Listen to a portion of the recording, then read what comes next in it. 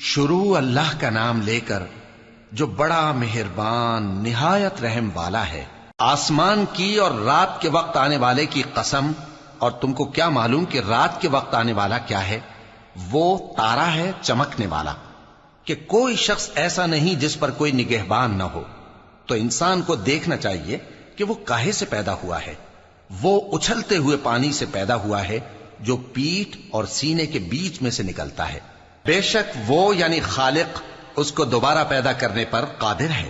جس دن دلوں کے بھید جانچے جائیں گے تو انسان کی کچھ پیش نہ چل سکے گی اور نہ کوئی اس کا مددگار ہوگا۔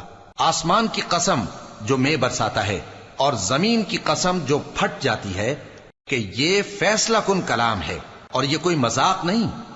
یہ لوگ اپنی تدبیروں میں لگ رہے ہیں اور میں اپنی تدبیر کر رہا ہوں۔